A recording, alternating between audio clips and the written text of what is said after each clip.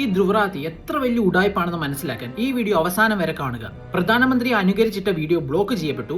ധ്രുവറാത്തി repost ചെയ്ത ആ video ഒരു ദിവസം കൊണ്ട് കണ്ടത് 25 മില്യൺ ആളുകൾ.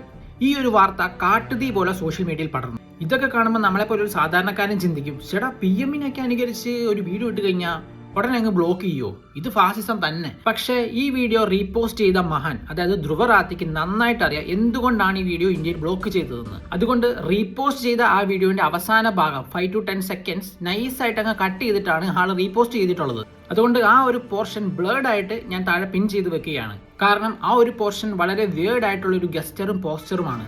ഈ ഒരു പോർഷൻ ധ്രുവ് അണ്ണൻ റീപോസ്റ്റ് ചെയ്ത വീഡിയോയിൽ നിങ്ങൾക്ക് കാണാൻ സാധിക്കില്ല.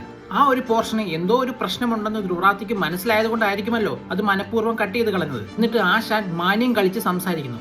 അദ്ദേഹത്തിന്റെ അന്തം ഫാൻസ് അത് ഏറ്റുപിടിക്കുന്നു. എന്റെ ഒരു ചോദ്യം, നിങ്ങൾക്ക് ഈ ഒരു പോർഷൻ വിയേർഡായിട്ട് തോന്നില്ലേ? ഒരു പബ്ലിക് പ്ലാറ്റ്ഫോമിൽ കാണിക്കേണ്ട ഒരു ഗസ്റ്റർ ആണോ ഇത്?